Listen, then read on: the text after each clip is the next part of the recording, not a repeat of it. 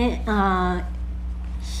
일림동산의 여러분 안녕하세요. 안녕하세요. 저는 일본 사람이라서 잘 말할 수 있는지 자신은 없지만, 제 손으로 하겠습니다. 뭐, 모든 분들이 저 이름 아시죠? 캐나다에서 온 하인리거라고 합니다. 간단하게 자기소개를 하고 시작하겠습니다. 저는 일본 효고에서 태어나 유소년기에 오카야마로 이사했고, 중고등학교는 히로시마 삼육 중학교 그리고 고등학교에서 기숙사 생활을 하며 보냈습니다. 대학에서 미술을 배운 후 지체장애아 시설에서 일했고, 이후 한국의 삼육 외국어 학원에서 4년간 일본어 교사 겸 선교사로 일을 했습니다. 그때 한국의 캐나다인 남편과 결혼을 해서 2005년에 카나다로 이주했고, 현재 세 아들이 있습니다. 가족 사진을 보여드리겠습니다. 우리 남편은 폴이고요. 첫째 아들은 노아, 그리고 둘째는 마이카, 그리고 막내는 르카라고 합니다. 남편은 카나다 우리 교회 합회에서 IT 일을 하고 있습니다. 오늘은 저와 하나님에 대해서 말씀을 드리겠습니다. 엘림동산에 계신 분들은 하나님과 어떻게 개인적 만남을 경험하셨습니까? 저는 그리스도인 아닌 가정에서 자랐습니다. 어릴 때부터 저는 아토피 피부염을 앓고 있었고, 온몸에 번데를 감고 피와 고름과 가려움으로 힘든 많은 세월을 보냈습니다. 병원에 동원하는 생활, 약이나 병원에 의지해도 낫지 않은 현실은 정말 고통스럽고요. 내 몸 중심에서 이렇게 중간에서 찢어져서 새 몸이 깨끗한 피부의 몸이 태어났으면 좋겠다, 그런 생각까지 했었습니다. 그리고 30살까지 살고 싶지 않다, 오래 살고 싶지 않다고 어렸을 때부터 수많은 생각을 했습니다. 너무 심한 아토피 때문에 부모님은 제가 6살 때 오카야마에서 펜션을 시작한 외할머니께서 저를 반년 맡기기로 하셨습니다. 이런 되게 좋은 풍경, 바닷가 바로 앞이었어요. 시골에서 깨끗한 공기 그리고 물, 오사카라고 하는 대도시에서 살고 있었는데요. 그거를 떠난 후 저의 아토피는 정말 좋아졌습니다. 이를 계기로 부모님은 오카야마로 이사하셔서 외조 부모님과 함께 펜션을 운영하기로 하셨다고 합니다. 눈앞에 바다가 펼쳐지고 파도 소리에 집에서 깨어서 정말 좋은 환경이었습니다. 펜션 경험도 잘 되었고, 여름 휴가 하루도 없는 정도의 너무 바쁜 나날을 부모님은 보내고 계셨습니다. 경제적으로도 여유도 있고 음식이 맛있다고 TV에 나오고 너무 유명하게 됐었지만 가족관계는 제약이었습니다. 항상 외할아버지와 우리 아버지가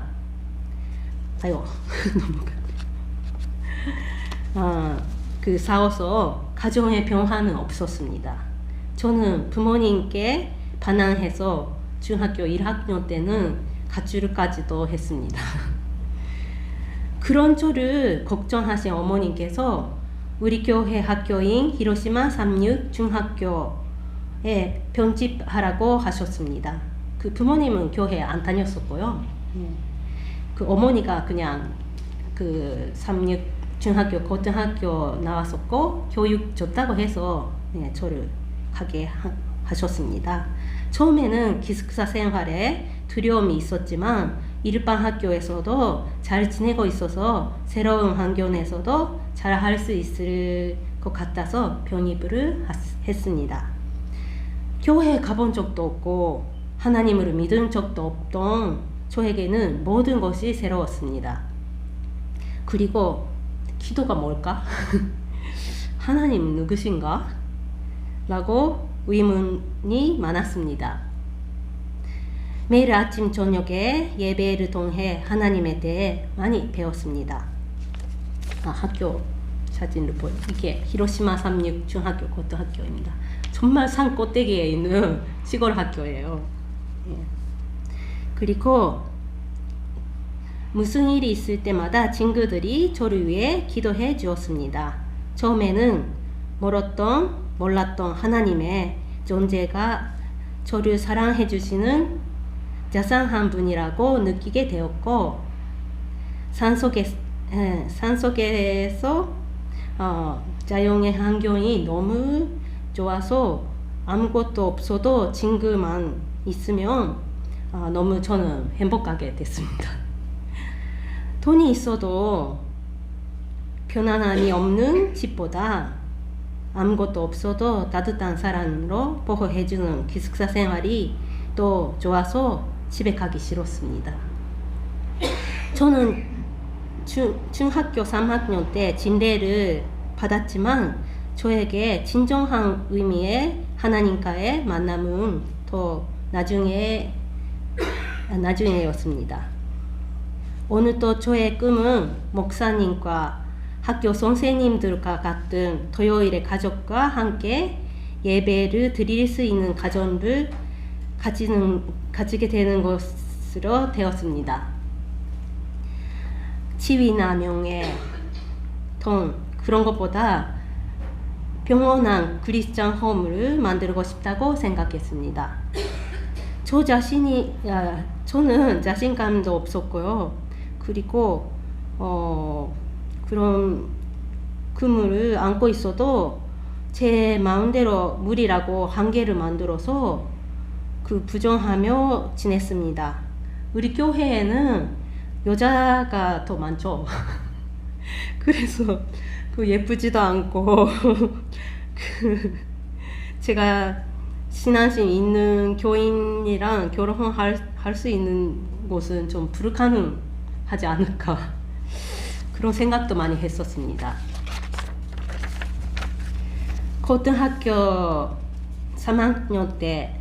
3학년에 올라갈 때 1학년 때부터 꿈을 꾸고 있던 아들아 국제봉사단으로 네팔에 나병 환자 집 건축으로 한 달 봉사로 간 적도 있었습니다.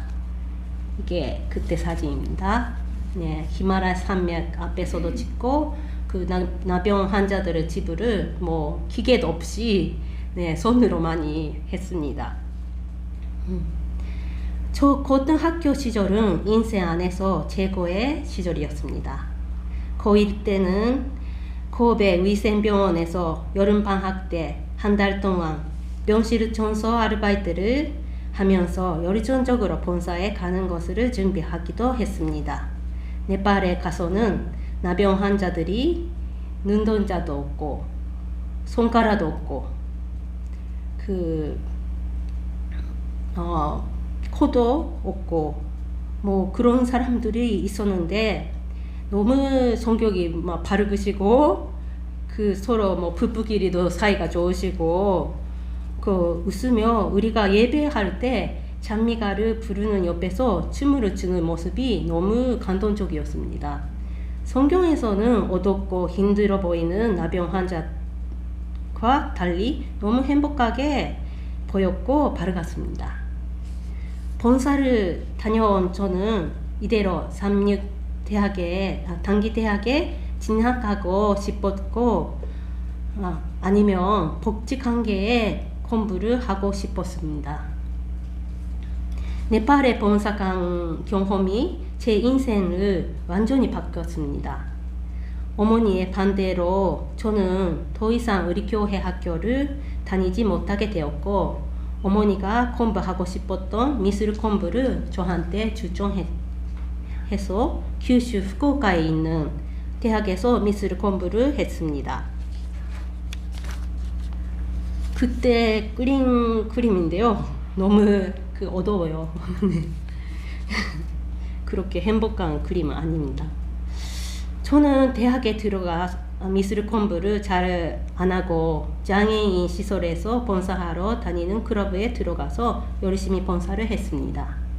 점점 교회도 안 가게 됐고 교회를 떠나 술을 마시고 엉망진창의 생활을 하면서 몸도 마음도 정말 많이 아프게 됐습니다. 대학교 2학년 이후에는 떠오르기도 싫은 경험을 했고 스토커나 그런 안 좋은 일들을 또 당했고 아토피가 다시 재발했습니다. 우울증도 생겼고 손은 떨리고 웃을 수 없게 되었습니다. 정말 인생의 밑바닥이었습니다. 잠도 못 자고 자기 전에는 밤마다 울었습니다. 누구에게도 자신의 괴로운 마음, 상처를 말할 수는 없었습니다. 그런 저를 사랑해 줄 사람은 없다고 생각했었고 과거의 드라마나 미래의 불안을 어떻게 해결해야 할지 모르고 있었습니다. 대학교 졸업 후에는 제 꿈이었던 복지에 일을 하는 것도 이루게 되어 여배우가 경험하는 지재 부자유아의 시설에서 미술의 지도를 하는 일을 하게 되었습니다. 유명한 시설에서 국가공무원 수준의 대우의 일을 했고 부모님은 매우 기쁘다고 해줬습니다. 그러나 현실은 너무 마음이 아픈 일이 많았었고 자유가 없는 장애인들을 생각해서 많이 울었습니다. 그리고 몸도 망가졌습니다. 한 달에 5번의 야근도 있었고 23살에 허리가 디스크처럼 돼서 병원에서 일을 그만하라고 했습니다. 그래서 저는 행복했던 중고등학교를 떠올리며 하나님 품으로 돌아가고 싶다고 생각했습니다. 그리고 한국에 가기로 결심했습니다. 하나님 그리고 교회와 관련된 직업을 갖게 되어서 한국에 있는 삼육 외국어 학원에 일본 교사로 겸 선교사로 갔습니다. 몇 년 만에 교회에 갔을 때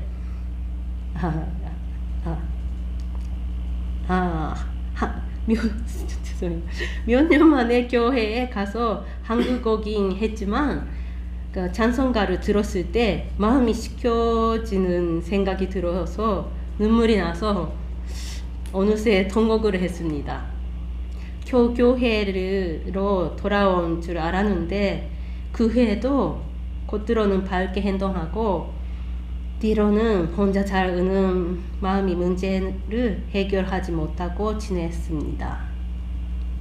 그리고 마음속으로 남을 나쁘게 생각하거나 일을 하고 있는 환경이나 주변 사람에 대해 불만이나 불신을 가지고 있었습니다.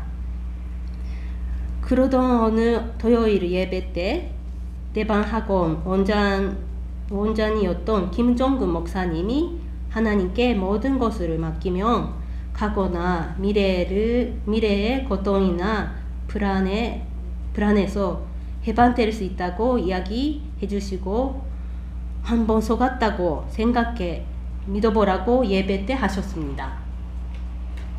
성경에도 이렇게 있습니다.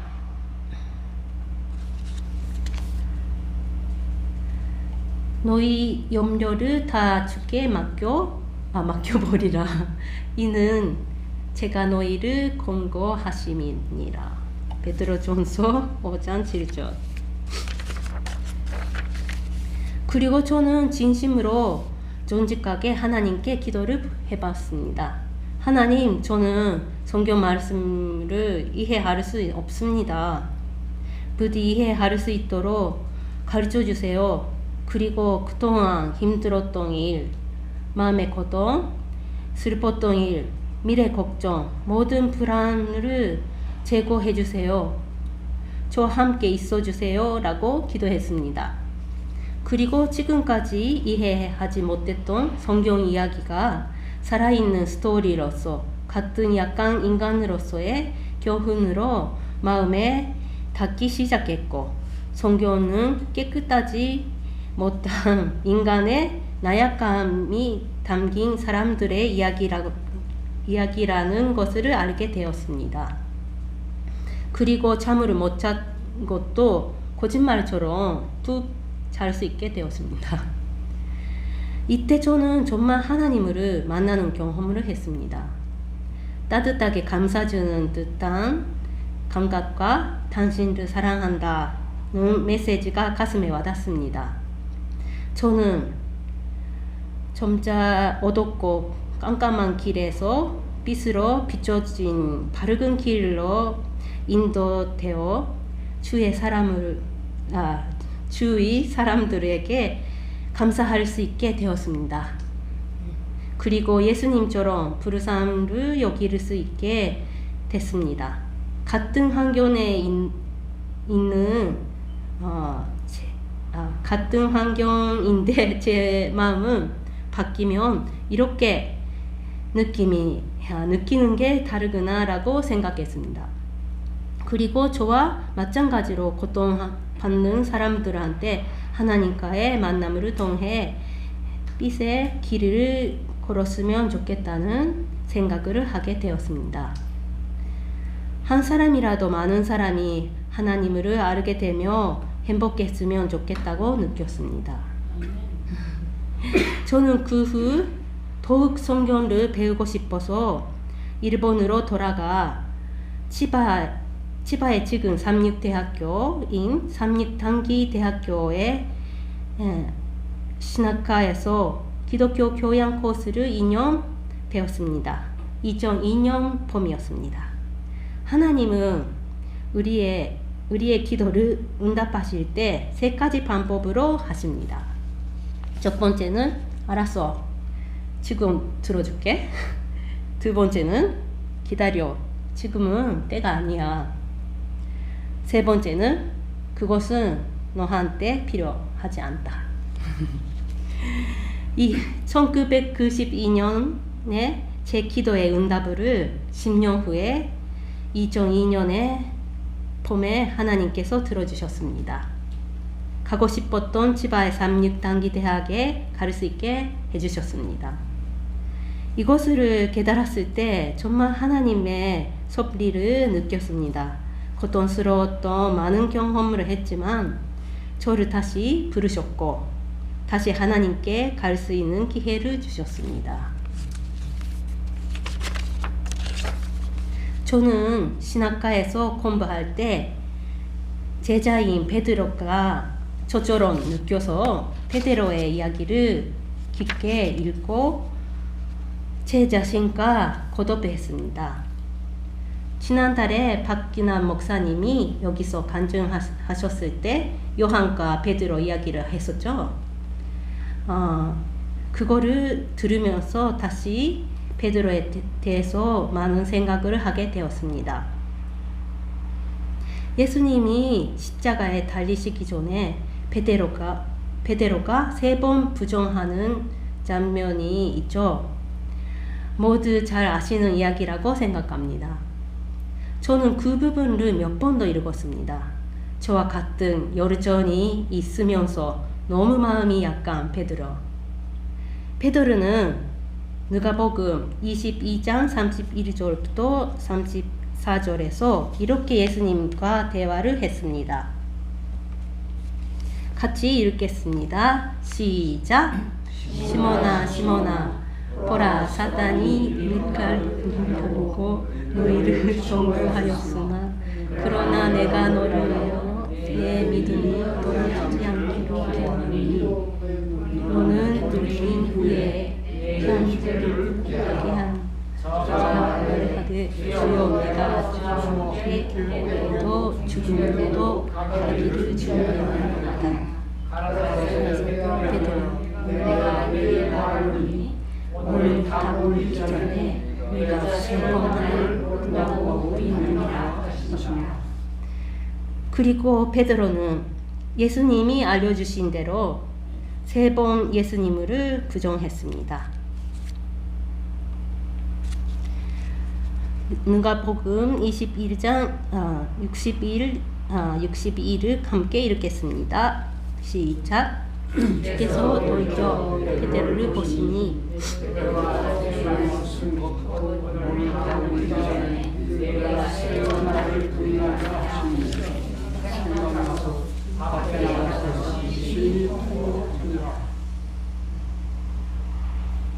아이고. 저는 이 부분을 몇 번 더 읽으면서 얼마나 베드로가 마음이 아프고 인간적으로 약한 사람이라고 깨달았을까.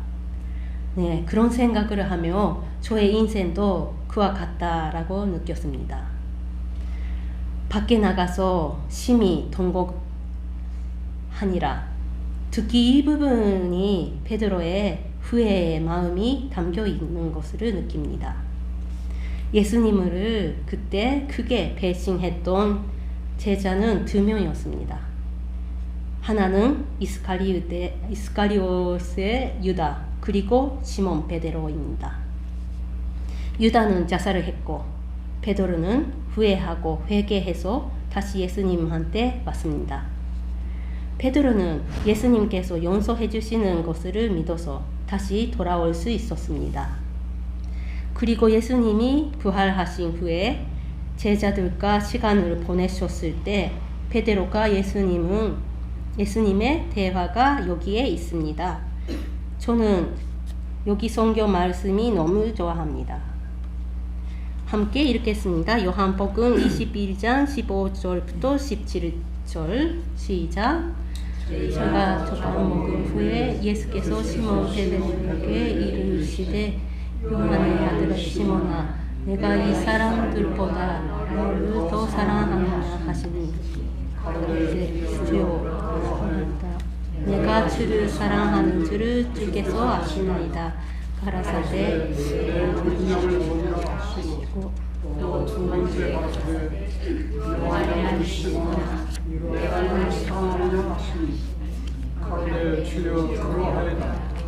내가 주를 사랑하는 줄을 주께서 아십니다. 가라사대 내 양을 치라 하시고 3번째 가라사대 요한의 아들 시몬아 내가 사랑하느냐 하시니 주께서 3번째 내가 나를 사랑하느냐 하시므로 베드로가 근심하며 가로되 주여 모든 것을 아시니 내가 주를 사랑하는 주께서 아시나이다. 예수께서 가라사대 내 양을 먹이라. 예수님께서 베드로한테 3번 나를 사랑하느냐고 물어보셨습니다. 그때 예수님이 십자가에서 돌아가시기 전에 베드로가 3번 부인한 후회와 죄책감 그리고 마음의 상처를 이 질문을 통해서 예수님은 확실히 치유해 주시려고 하셨습니다. 베드로는 주여 그로에다 내가 주를 사랑하는 줄을 주께서 아시나이다 라고 제가 예수님을 사랑하는 것은 예수님이 제일 잘 알고 계십니다 라고 겸손한 마음으로 답을 했습니다. 같은 질문을 3번도 받아 마음이 아팠던 베드로 그때마다 내 양을 먹이라 라고 답하신 예수님.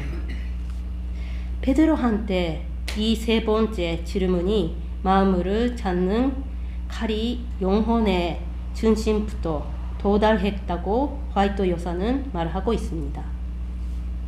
이 대화를 보면 정말 예수님의 사랑과 말씀에 순종하려고 하는 베드로의 마음에 재창조를 볼 수 있습니다.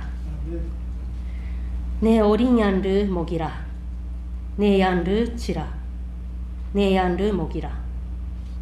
저는 교만하고 이런 밑바닥 같은 저를 용서해 주셨고 구원해 주신 하나님한테 감사합니다.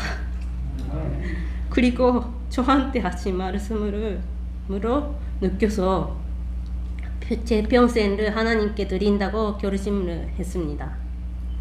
저도 하나님 양을 먹여야겠다고. 그리고 2년 후 공부를 마치고 다시 한국에 선교사로 갔습니다.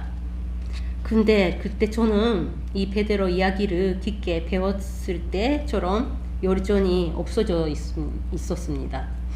그리고 제 힘으로 결혼도 하려고 했었습니다.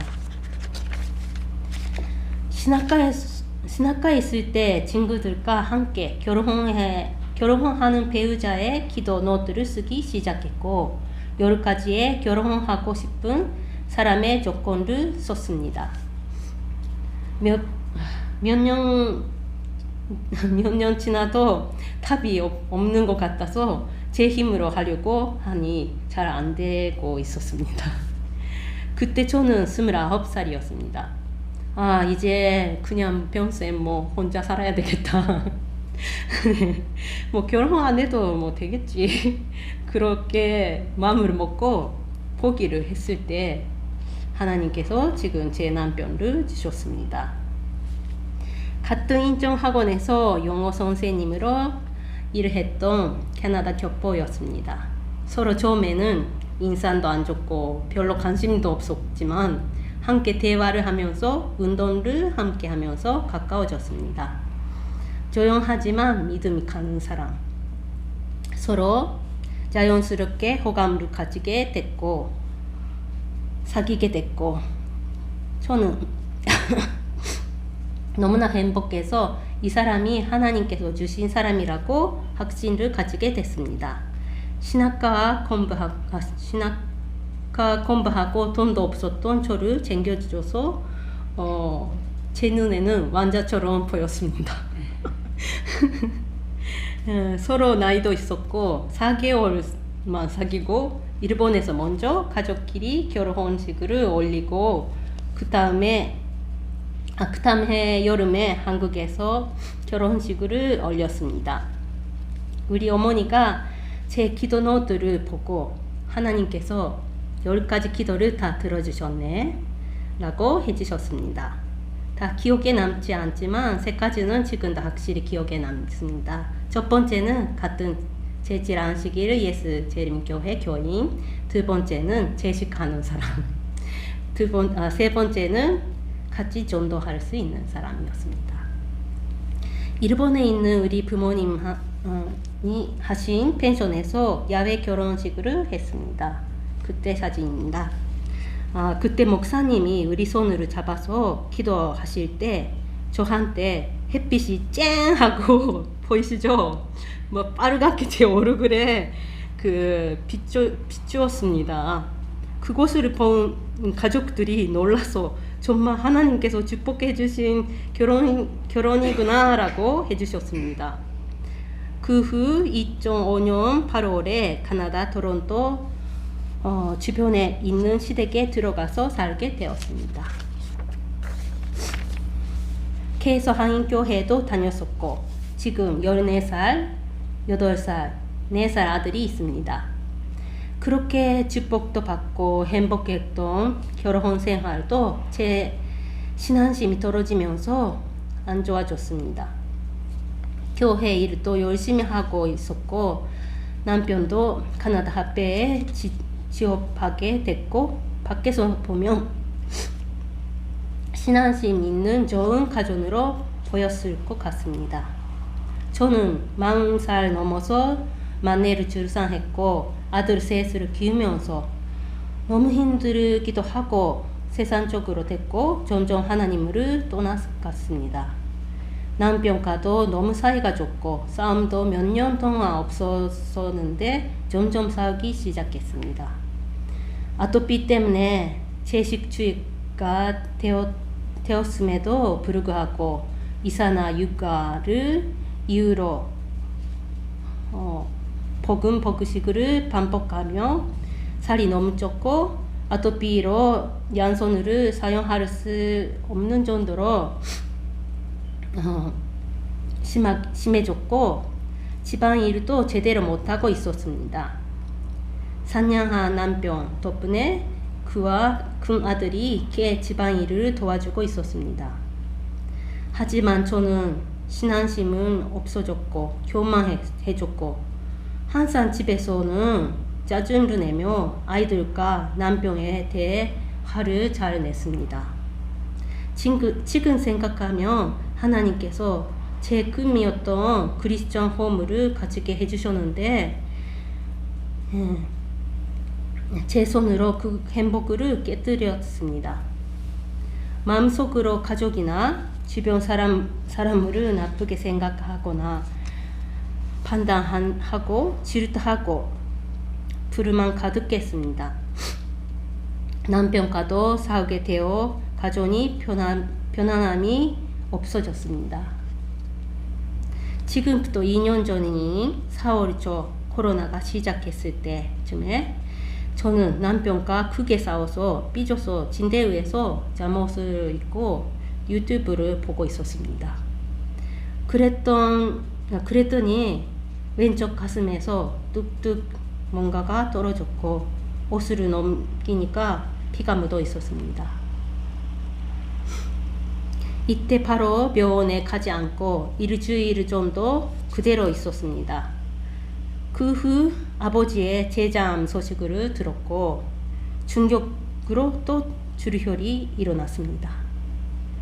그때 깨달은 것이 몸과 마음은 굉장히 연결되고 있고 정신적인 스트레스가 몸에 미치는 영향은 크다는 것이었습니다. 그 후 바로 검사를 하니 비침윤성 유감이라고 결과가 나왔습니다. 정말 충격적이어서 설마 내가 암 걸릴 줄 몰랐고 정말 놀랐습니다. 그리고 오랜만에 하나님께 기도를 드렸습니다. 수술을 해야 할지 말아야 할지 알려주세요. 아토피를 통해 자연치료로 개선되었던 경험이 있었기 때문에 자연치료가 머릿속으로 지나쳤습니다. 그리고 성경을 열자 어머니가 옛날에 보내주신 엽서 한 장이 나왔습니다. 거기에는 이 성경 말씀이 있었습니다. 에레미야서 31장 4절 함께 읽겠습니다. 시작. 내가 다시 너를 세우리니 내가 새 눈물을 입을 것이요.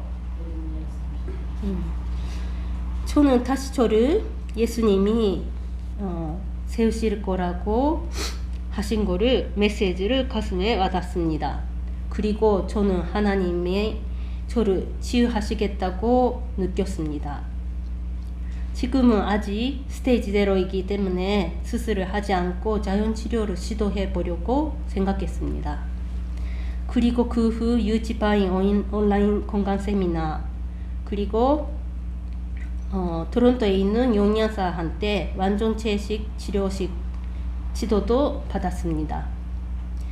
저는 계속 알고 싶었던 뉴스타트 건강법 등을 자세히 배워갔습니다. 반년에 한 번 검사를 반복하고 수술을 생각한 적도 있었지만 그때마다 신기하게 자연치료의 길로 인도해 주셨습니다. 그리고 병을 통해 작년에는 조하나 김 선교사님 히즈 핸즈 코리아 팀에 껴서 건강 세미나에 요리 강사로 봉사도 반년 정도 했고 선교사님의 58가지 자연치료 책을 일본어로 번역하는 일도 했습니다. 캐나다에서의 일주일 요양 프로그램도 자원봉사로 참여하거나 정말 많은 경험과 배움을 경험했습니다. 하나님께 지금까지의 자신의 오만함과 교만함을 용서해달라고 울으며 기도한 후에는 가슴이 것도 사라졌고 건강하게 지내고 있었습니다. 하지만 작년 말쯤부터 또 하나님보다 봉사보다 세상의 즐거움에 눈이 가게 되었고 암에 대한 불안감도 커져 거의 누워서 기력도 없어졌습니다. 그리고 올해 4월에 생검 및 CT 테스트를 한 후 진행형 유방암으로 되어 있었습니다. 암 전문의와 수술의는 당장이라도 수술을 하지 않으면 종이 되어 큰일이 난다고 말했습니다. 저는 아이들을 생각하며 불안해서 이번에는 꼭 수술을 하려고 일전 조절을 하고 있었습니다. 하지만 또 하나님은 저를 자연치료의 길로 가게 해주셨습니다.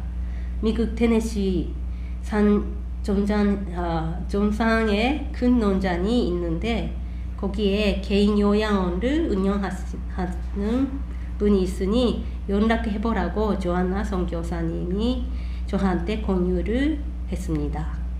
수술을 하고 나서라도 좋으니 3개월 정도 아무것도 하지 말고 요양하고 오라고 해주셨습니다.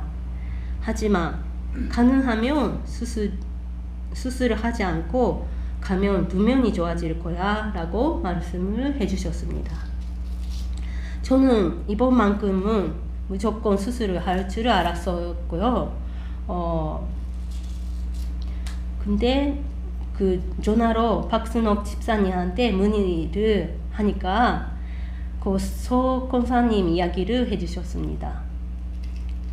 구조된 유방암이 있었고 종이 된 환자분이 작년에 와서 종양이 작아졌고 많이 회복되었고 또 다음 달부터 오시겠다는 말을 듣고 하나님의 인도를 느꼈습니다. 저와 같은 시기에 같은 유방암을 경험한 환자분이 오신다는 우연. 남편도 자기가 아이들을 돌볼 때니 3개월 동안 테네시에 가서 마음도 몸도 완전히 치유받고 오라고 해줬습니다. 그리고 바로 테네시로 갈 준비를 시작했습니다. 여권 문제나 여러 가지 문제로 빨리 되지 않았는데 여권도 신기하게 보통 사람들은 몇 달 그 코로나 때문에 기다려야 되는데 몇 주 만에 저는 받고 올 수가 있었습니다. 그때 경험한 생각을 하면 다 하나님께서 테네시에 올 수 있게 도와주셨구나 라고 확신을 가졌습니다. 이전까지는 무섭고 불안했던 암치료에 대한 생각이 모두 사라지고 희망과 편안한 마음으로 채워서 하나님께서 저를 치유해 주실 것이라는 확신으로 바뀌었습니다. 여기에 와서도 정말 저에게 필요한 만남을 주셨습니다. 항상 즐겁게 웃으면서 맛있는 요리를 해주신 박순옥 집사님, 깨달은 자가 먼저 해주면 된다고 겸손하게 집안일을 도와주시는 이창선 장로님,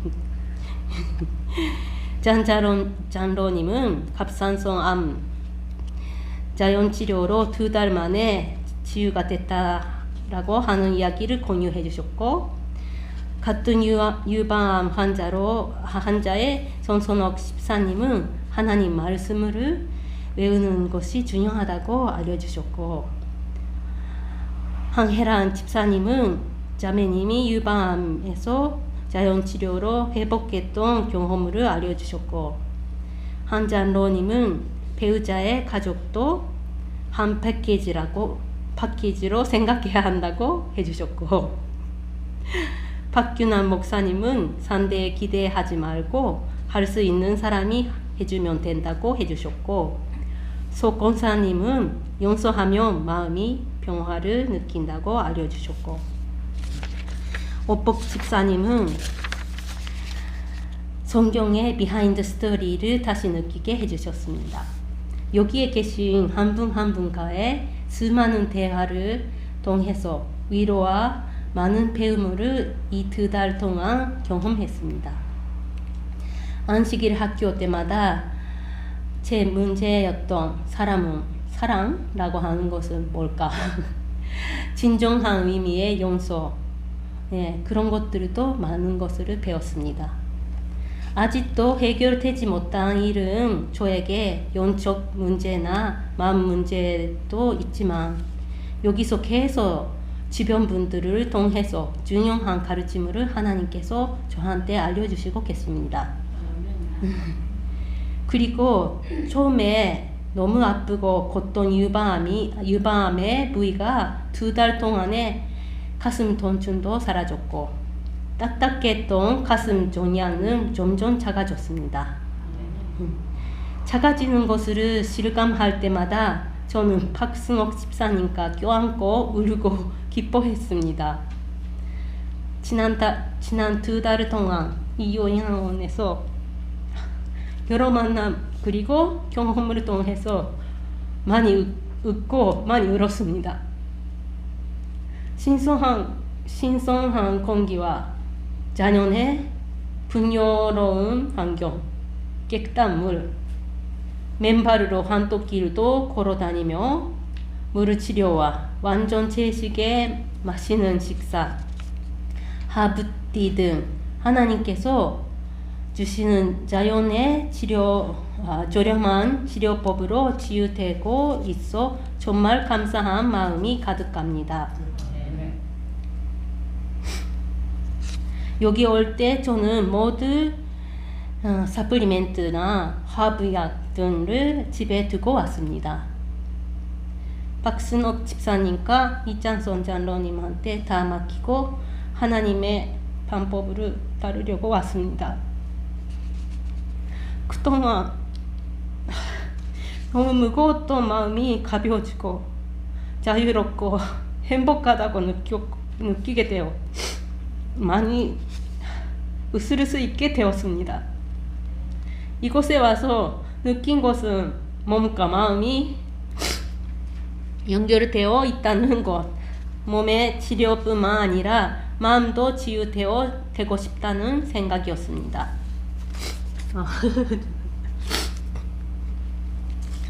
한국에 있는 새로남 신도 요양원 김영근 원장님 온라인 세미나도 얼마 전에 참석하며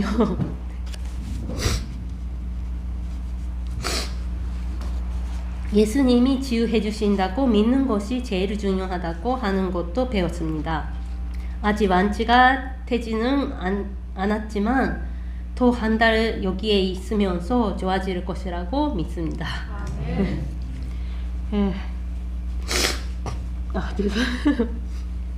6월 말에 코로나에 걸렸다가 열을 안 났지만 너무 힘들어서 많이 울었습니다. 가족도 너무 보고 싶고 그리워졌습니다. 며칠 전에 드디어 코로나가 은선로 되고 회복했을 때 순옥 집사님과 춤을 추고 기뻐했습니다. 그때 제가 처음에 암을 발견했을 때 하나님께서 주신 에레미야서 31장 4절 생각이 나서 요양원에 계시는 분들과 함께 다시 성경 말씀을 봤습니다. 에레미야서 31장 3절은 유치파인 세미나 때 받은 말씀이었지만 연결해서 같이 보겠습니다. 함께 읽겠습니다. 시작.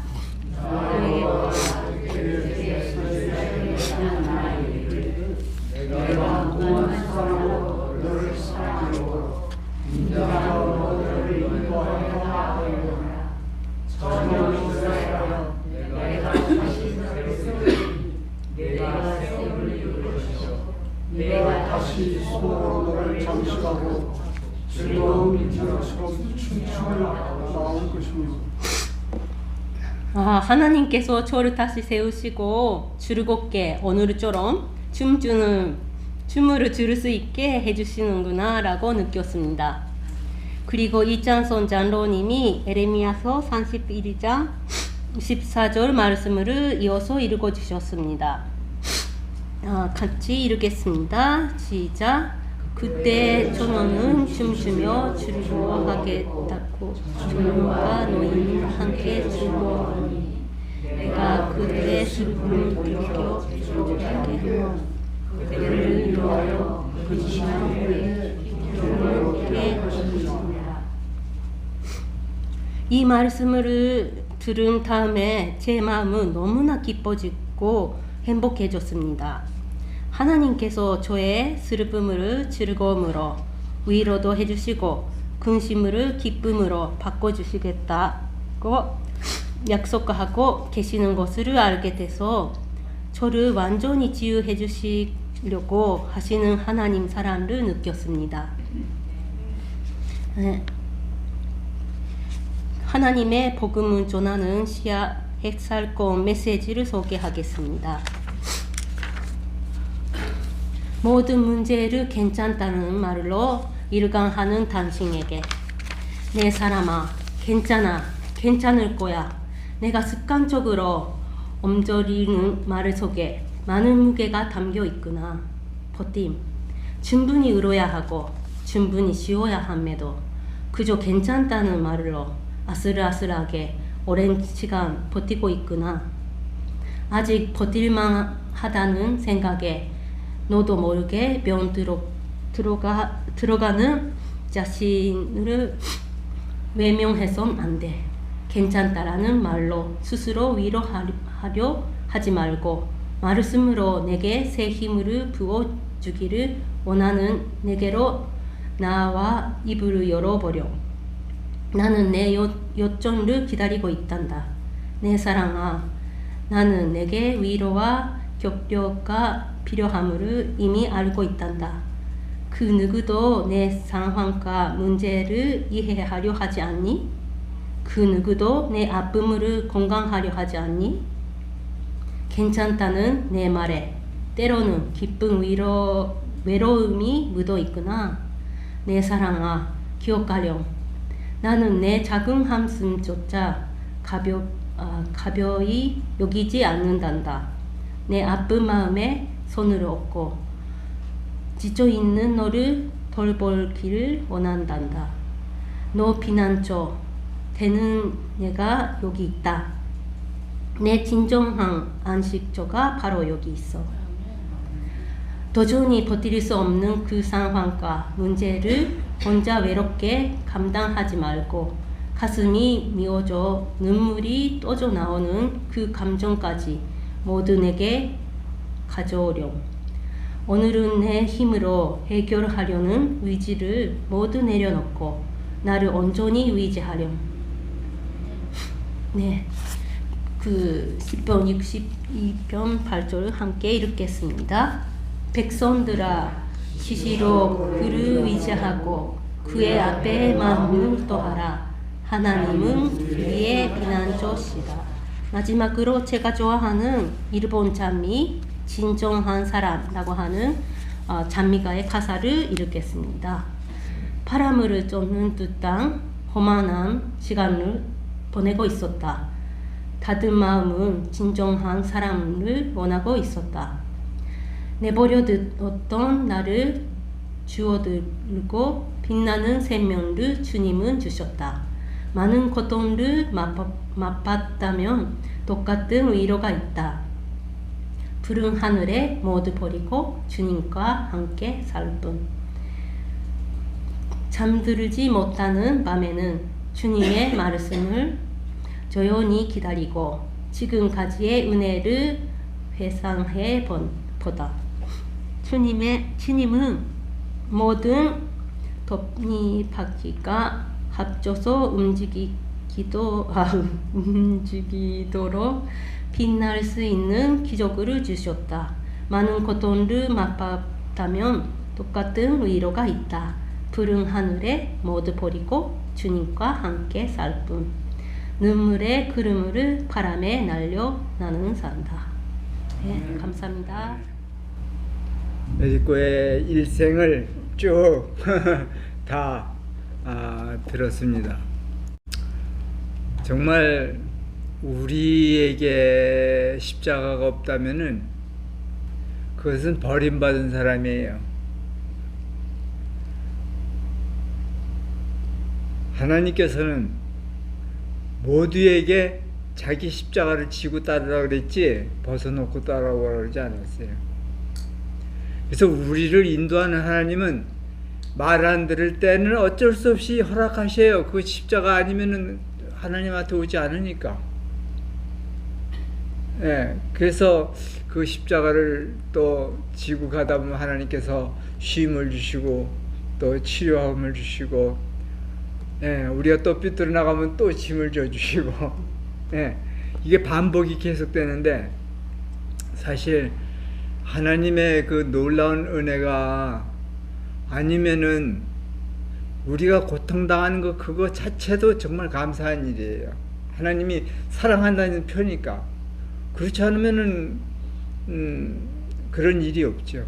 하나님께서는 우리를 끝까지 하늘에 인도하기 위해서 우리에게 십자가를 허락하실 뿐만 아니라 감당할 능력까지 주시고 또 기쁨으로 그걸 감당케 하시고, 얼마나 감사한지 모르겠습니다. 하여튼 우리 너무 그 말씀의 은혜를 많이 받았습니다. 감사합니다.